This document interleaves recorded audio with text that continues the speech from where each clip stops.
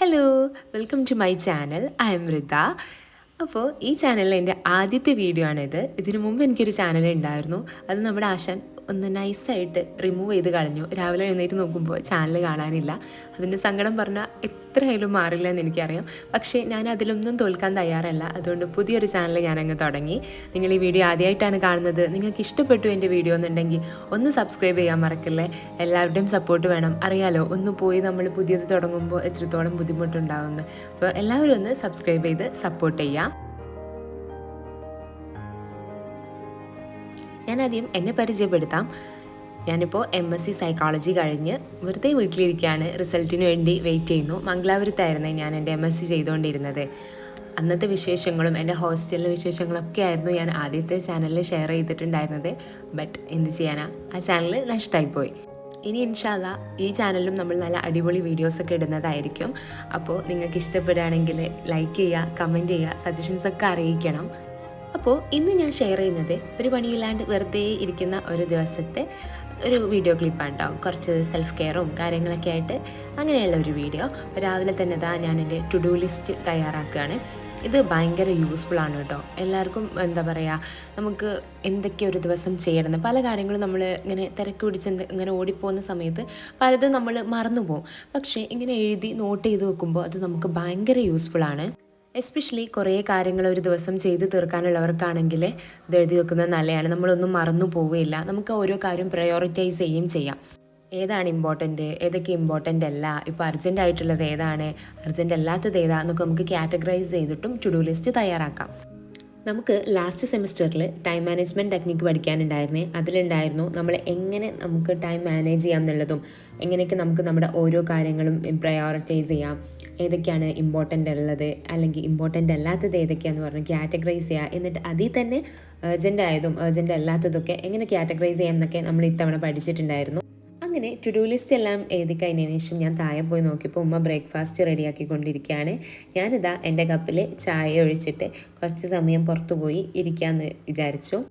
ഈ രാവിലെ എഴുന്നേറ്റാലുള്ള ഒരു ചായ നിർബന്ധമായിരുന്നു കേട്ടോ എനിക്ക്.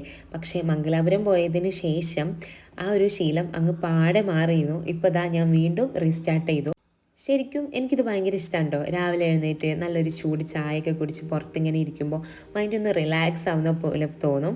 ഇതെനിക്കൊരു എന്താ പറയുക, ഒരു എനർജി ബൂസ്റ്റർ എന്നൊക്കെ വേണമെങ്കിൽ പറയാം.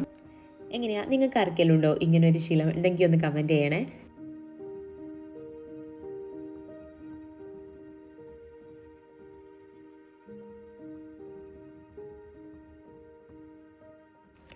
പിന്നെ ഞാൻ നേരെ ഫ്രിഡ്ജിൽ പോയിട്ട് എൻ്റെ ഐസ് റോളർ എടുത്തിട്ട് ഒന്ന് ഫേസിലൊന്ന് മസാജ് ചെയ്ത് കൊടുക്കാമെന്ന് വിചാരിച്ചു കേട്ടോ. അങ്ങനെ അതെല്ലാം കഴിഞ്ഞ് ഞാനിതാ ബ്രേക്ക്ഫാസ്റ്റ് കഴിക്കാൻ വേണ്ടിയിട്ട് പോയി. ബ്രേക്ക്ഫാസ്റ്റിന് ഇന്ന് നമുക്ക് മലപ്പുറംകാരുടെ സ്വന്തം നീർദോശ അല്ലെങ്കിൽ സിയപ്പം എന്നൊക്കെ പറയില്ലേ, അതും ഗ്രീൻ പീസ് കറിയായിരുന്നു. അങ്ങനെ അത് കഴിച്ചതിന് ശേഷം ഞാൻ അടിച്ചുവാരി തുടക്കൽ പരിപാടികളിലേക്ക് പോവുകയാണ്. ഇപ്പോൾ പ്രത്യേകിച്ച് ഒരു പരിപാടിയില്ല, അടിച്ചുവാരി തുടച്ചു കൊടുക്കുക എന്നുള്ളതാണ് എൻ്റെ മെയിൻ ഡ്യൂട്ടി. അതും കൂടെ ചെയ്തില്ലെങ്കിൽ ഞാനിവിടെ ഇന്നും മുരടിച്ചു പോകും. ഒരു പണിയില്ലാണ്ട് ഇങ്ങനെ കുറേ സമയം നമുക്ക് ഫോൺ കണ്ടാലും മടുപ്പാണല്ലോ. പക്ഷേ ഇന്ന് നമുക്ക് പോകാനുണ്ട് കേട്ടോ ഒരിടം വരെ. അപ്പോൾ ഞാനതാ വേഗം എൻ്റെ പണികൾ തീർക്കുകയാണ്. നമ്മുടെ എന്ത് കുറച്ചുള്ള ജോലിയാണെങ്കിലും വേഗം തീർത്ത് വെച്ചാൽ ബാക്കി സമയം നമുക്കിഷ്ടപ്പെട്ട വേറെ എന്തെങ്കിലും കാര്യങ്ങൾ ചെയ്യാമല്ലോ. അപ്പോൾ ഞാനതാ വേഗം അടിച്ചു വാരുകയാണ് കേട്ടോ.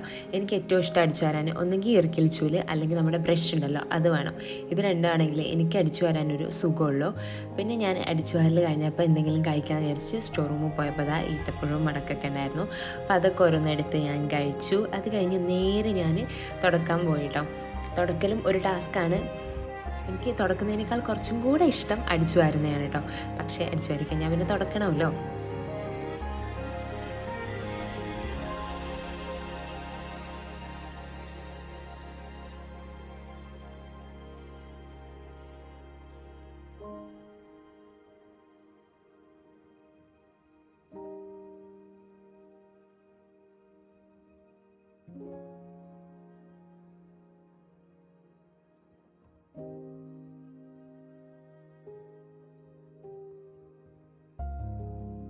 എൻ്റെ ഡ്യൂട്ടിയെല്ലാം തീർന്നു കേട്ടോ.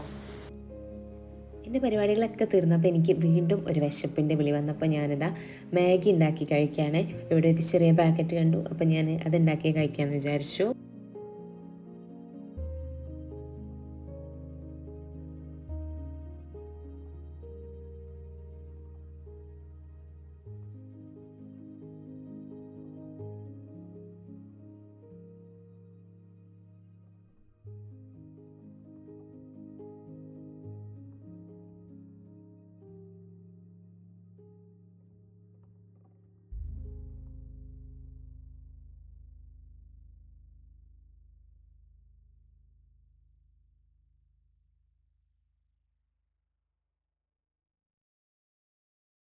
നൂഡിൽസ് എല്ലാം കഴിച്ച് കഴിഞ്ഞ് പിന്നെ നേരെ അലക്കൽ പരിപാടികളിലേക്ക് പോയി.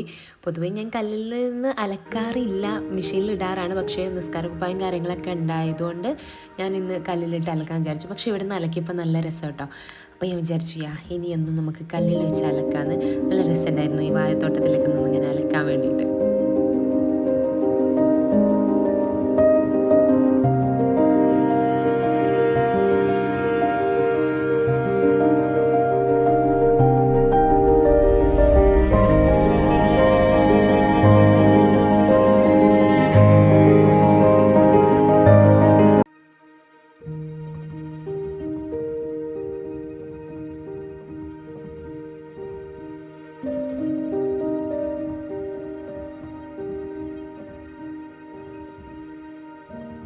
ദെൻ നമ്മൾ കുളിയൊക്കെ കഴിഞ്ഞ് ഫ്രഷായി വന്നതിന് ശേഷം നല്ല അടിപൊളി ലഞ്ച് കഴിച്ചു.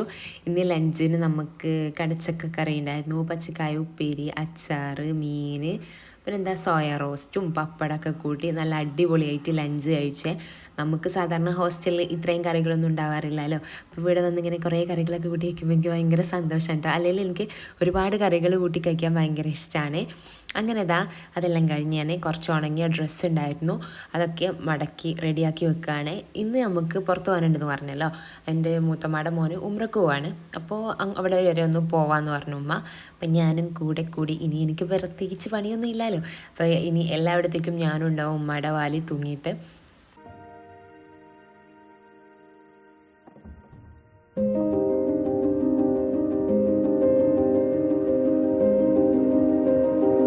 അങ്ങനെ ഞാൻ ഡ്രസ്സൊക്കെ മാറി റെഡിയായിട്ട് നേരെ ഓട്ടോ വന്നപ്പോൾ ഓട്ടോയിൽ കയറിപ്പോയിട്ടോ.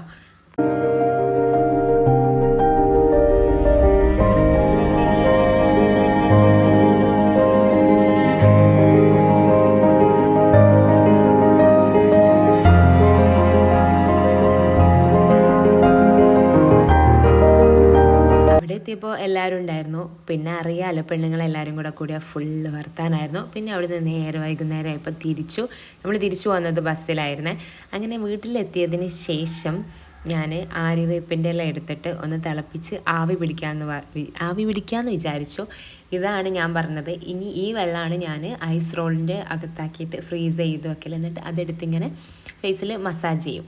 ഇതാണ് എൻ്റെ ഒരു എന്താ പറയുക, മുഖക്കുരുള്ളവർക്കൊക്കെ ഇതൊരു അടിപൊളി ടെക്നിക്കാണ്.